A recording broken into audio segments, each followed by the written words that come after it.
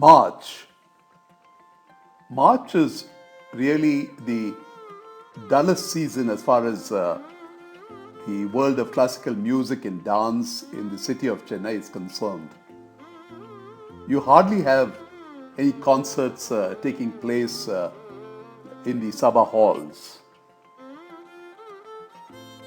But in March 2020, life turned upside down. That was the time in late March when the dreaded coronavirus set in, not just in Madras, Chennai, but across the country in India. And the music and the dance came to a halt. When the pandemic set in, the shutdown began. And nobody was talking about music and dance because everything was shut down and things were getting bad. More and more people were falling ill, more and more people were being rushed to hospitals, and there were a significant number of deaths that were taking place. April and May continued this way. No music, no dance at all. But in 2020, end July, or probably early August, slowly, here and there, artists who were restricted to homes began to put out music, put out dance lessons to engage an audience, to engage rasikas, to engage students. Artists began to turn to the technology that was in their homes. There were more and more workshops now, even daily lessons in music and dance. And slowly, even rasikas who were often seen at the Sabha halls every other evening in places like Mylapore and Mambalam, now could get everything online. A start was being made, even as there was some good news in the reduction of the coronavirus cases.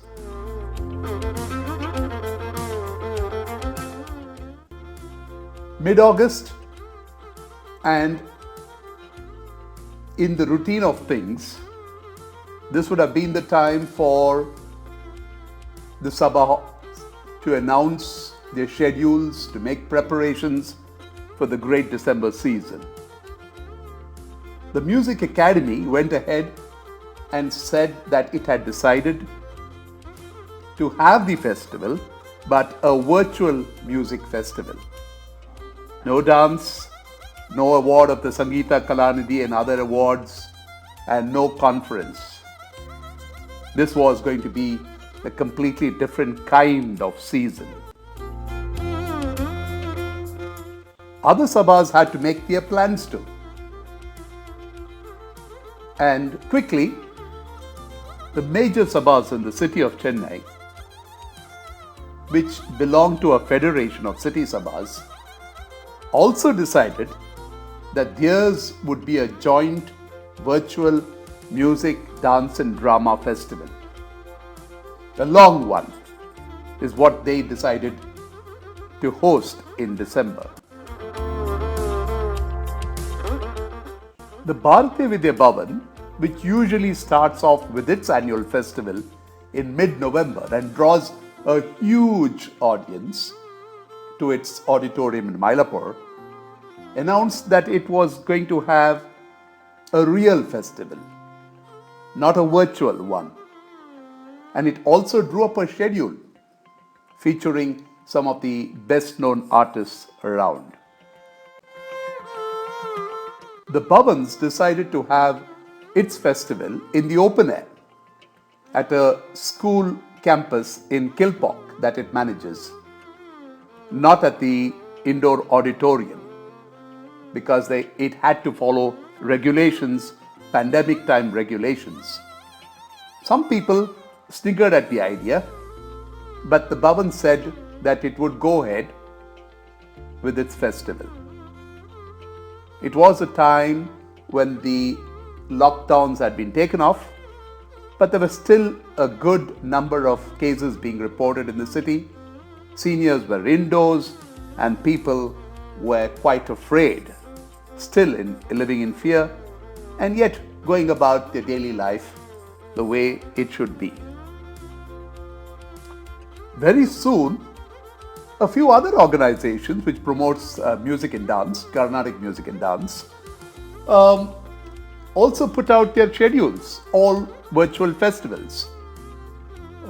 Like Madrasana, which pioneered the idea of having kacheris in a smart cinema theatre hall with high-tech aids to enhance the experience. And then there was Charsoor, which is into the music label, music promotion business, which announced a 15-day virtual concerts featuring some of the best talent around. Of course, all these had to be paid for. But online, there was one should say there was a blitz, a publicity blitz that was taking place. And all this was being music, fresh music that you had to pay for. It was also a time when the Federation of City Sabhas, remember, they called the festival Yours Truly Margari. Now, it got going in collaboration with Kala Kendra. It began to record the concerts at 3 different venues across the city. They set up grand stage deco, lit it up well, and had multi-cameras recording these concerts, which they would put out in December. The Music Academy began to record all its concerts by artists it had scheduled for its virtual festival for December at its main auditorium. And elsewhere, small arts promotion organizations began to host concerts to which a few rasikas were allowed to come in and enjoy the music. Nada Inbam, which is based at the very popular Ragasudha Hall in Luz, did that. And then RK Center in Luz also did this.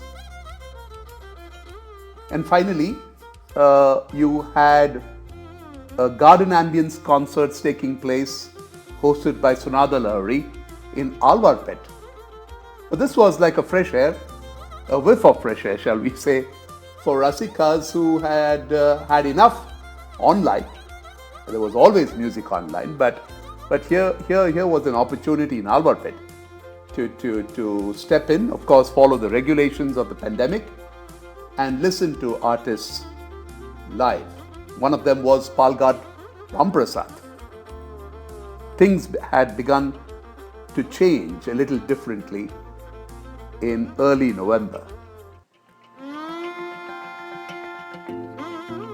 Bharatiya Vidya Bhavan's live festival opened in the Kilpauk campus to a very grand opening.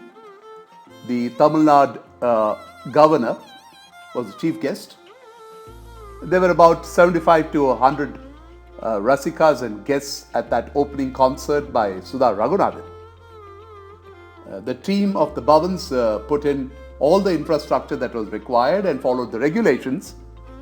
But one must admit that the response from Rasikas was rather muted. A good effort, and it was worth doing it. And some of the concerts were webcast live. By now, every arts organization seemed to have been caught by the virtual music route, shall we say. Normalcy Sangam, which holds its festival at Rajanamalai Mandram in the northern side of the city of Chennai, quickly began to promote its own festival. It had some wonderful artists like Sangeet who is a regular feature there. And these concerts were also priced.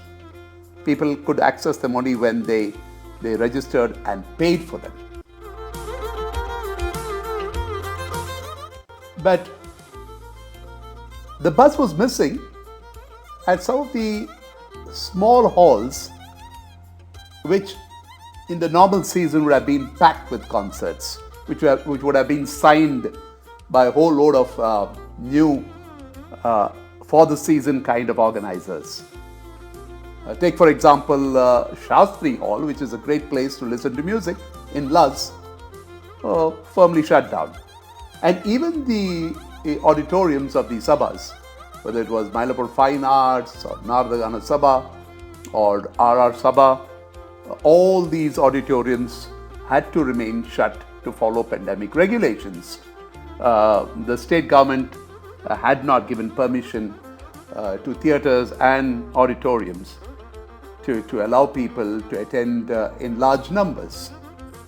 So, a marked difference from the regular December season buzz that you would have got to feel if you were here in December.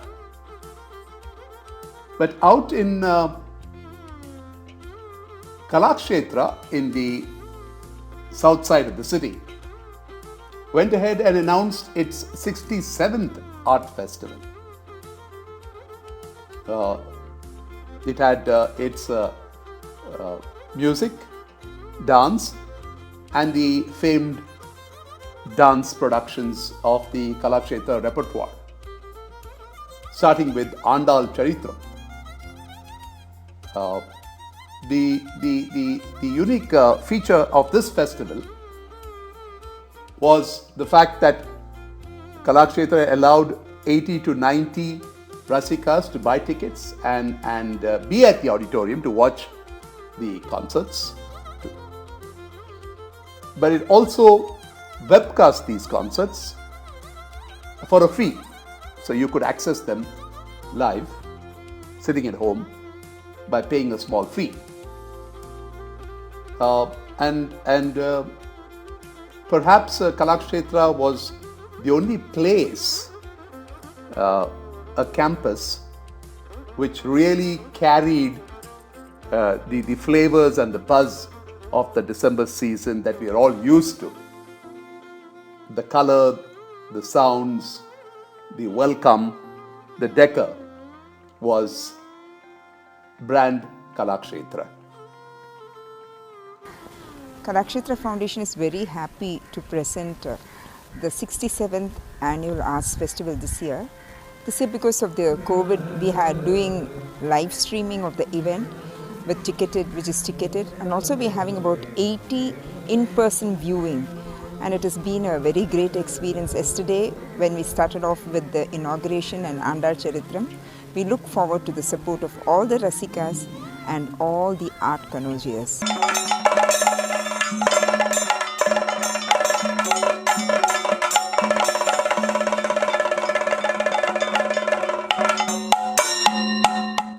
Keeping in mind the standard operating procedures of the government, we have a temperature check which has been kept outside, and the noting down of the phone numbers of those Rasikas who are coming in, and we are also having them giving them sanitizers, and the social distancing is maintained in the seating arrangements.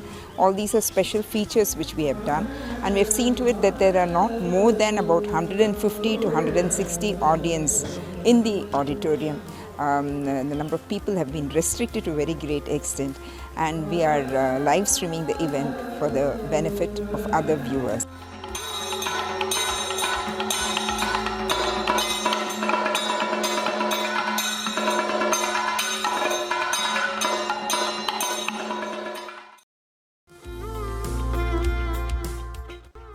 Now that